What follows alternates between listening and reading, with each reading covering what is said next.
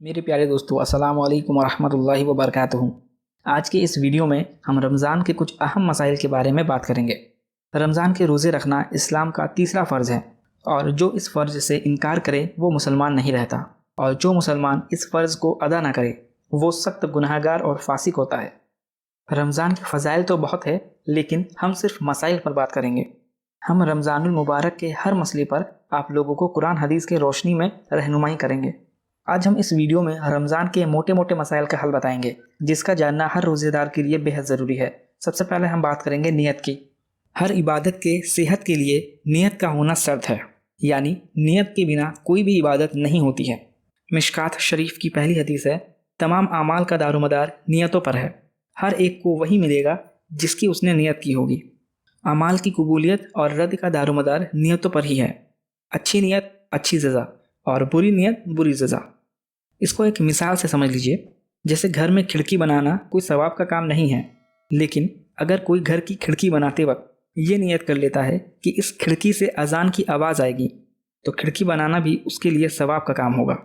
हालांकि खिड़की बनाना कोई सवाब का काम नहीं है, लेकिन ये सिर्फ नियत का कमाल है जो बिना सवाब की चीज़ को भी सवाब बना देता है।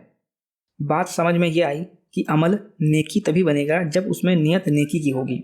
जैसे हाथ मुंह धोने में ना सवाब मिलता है ना गुनाह झड़ते हैं, लेकिन वज़ू की नियत और नमाज की नियत के साथ हाथ मुंह धोने से सवाब भी मिलता है और गुनाह भी झड़ते हैं। तो इबादत में और आमाल में नियत की इतनी ज़्यादा अहमियत है। रोज़ा चाहे फ़र्ज़ हो, नफिल हो या कज़ा हो, नियत के बगैर सही नहीं होगा। बगैर नियत बिना खाए पिए दिन भर रहा तो वो रोज़ा नहीं कहलाता। रमज़ानुल मुबारक में रात में ही नियत कर लेना अफजल है। अब नियत कैसे करनी है? नियत के लिए जुबान से कहना ज़रूरी नहीं है, सिर्फ दिल का इरादा ही काफ़ी है। वैसे तो सहरी के लिए उठना और सहरी खाना ये भी नियत में ही शुमार होता है, लेकिन किसी वजह से रात में नियत नहीं कर सका तो सुबह सहरी में सहरी खाने के बाद नियत कर लीजिए। इसके अलावा अगर सहरी में भी आँख ना खुले तो क्या करें? काफ़ी लोगों के साथ कभी कदार ऐसा हो जाता है। ऐसे में इमाम अबू हनीफा रहमतुल्लाह अलैह के नज़दीक सुबह भी नियत किया जा सकता है।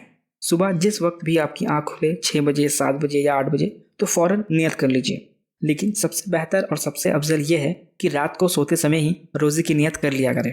जिससे मान लीजिए अगर आपकी आंख सहरी में नहीं खुली तो भी आप रोज़ा रह सकते हैं, क्योंकि आप रात में ही नियत कर चुके थे। और जिस वक्त उठे उस वक्त भी नियत कर लीजिए, कोई हर्ज नहीं है। और अगर आपने रात में नियत नहीं किया, भूल गए और सहरी में भी नहीं उठ पाए, तो सुबह जिस भी वक्त आपकी आंख खुले फ़ौरन रोज़े की नियत कर लीजिए। लेकिन इसका मतलब ये भी नहीं है कि आप 11-12 बजे दोपहर में उठ रहे हैं। सुबह जितनी जल्दी आपकी आंख खुल जाए तो फ़ौरन नियत कर ले। इमाम अबू हनीफा रहमतुल्लाह अलैह के नज़दीक ये सही है। हर रोज़े के लिए अलग अलग नियत करना ज़रूरी है। अगर कोई शुरू में ही पूरे रमज़ान के रोज़े की नियत कर ले कि मैं पूरे रमज़ान के रोज़े रखूँगा, तो ये सही नहीं है, बल्कि हर रोज़े के लिए नियत अलग अलग करना ज़रूरी है। पूरे रमज़ान की नियत 10 रोज़े या 20 रोज़े की नियत एक साथ कर लेना ये दुरुस्त नहीं है, सही नहीं है। बिना सहरी के भी रोज़ा हो जाता है, मगर सहरी करना सुन्नत है। अगर कोई सहरी में नहीं उठता, सहरी नहीं करता, तो उसका रोज़ा तो हो जाएगा। बिना सहरी खाए बिना सहरी में उठे अगर कोई रोज़ा रहता है तो उसका रोज़ा तो हो जाएगा, मगर वो सुन्नत के सवाब से महरूम हो जाएगा। यानी सहरी खाने का जो सवाब मिलता है वो उससे वो महरूम हो जाएगा। कुछ लोग सोचते हैं कि नियत करने के बाद कुछ खाया या पिया नहीं जा सकता, मगर ये गलत है। ऐसा बिल्कुल भी नहीं है। अगर कोई रात को सोते समय नियत करके सोए और सहरी में वो उठे तो क्या वो कुछ खा पी नहीं सकता?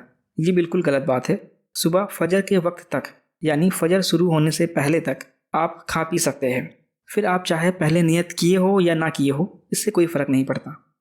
इसके अलावा हैज़ वाली औरत, यानी जिस औरत को पीरियड्स, जिसे हिंदी में महीना या माहवारी कहते हैं, आया हो, तो उनके लिए रोज़ा रखना जायज़ नहीं है, लेकिन बाद में कज़ा करना ज़रूरी है। जितने भी रोज़े आपकी छूट जाए उन्हें रमज़ान के बाद ज़रूर कज़ा कर ले। अगर कोई कज़ा नहीं करेगा तो गुनाहगार होगा। सहरी में ताख़ीर करना यानी देरी करना मुस्तहब है, लेकिन इतनी ताख़ीर करना कि जिसे टाइमिंग में शक हो जाए तो मकरूह है। इफ्तारी में जल्दी करना सुन्नत है। बिला वजह देर करना, बिला वजह ताख़ीर करना ये भी मकरूह है। बिना सहरी के भी रोज़ा हो जाता है, लेकिन सहरी करना सुन्नत है। अगर आप बिना सहरी के रोज़ा रखते हैं तो रोज़ा हो जाएगा, मगर आप एक सुन्नत से महरूम हो जाएंगे।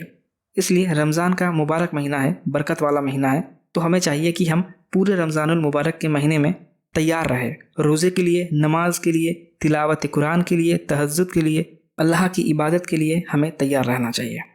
तो मेरे प्यारे दोस्तों, उम्मीद करता हूँ कि आपको सभी मसाइल अच्छे से समझ में आ गई होंगी। इसके अलावा अगर आपका कोई सवाल है तो आप कमेंट में पूछ सकते हैं। वीडियो को एक लाइक कर दीजिए और ज़्यादा से ज़्यादा अपने करीबी लोगों तक शेयर भी ज़रूर कर दीजिए, ताकि और भी लोगों को इन सभी मसाइल का इल्म हो सके। इससे आपको भी सवाब मिलेगा।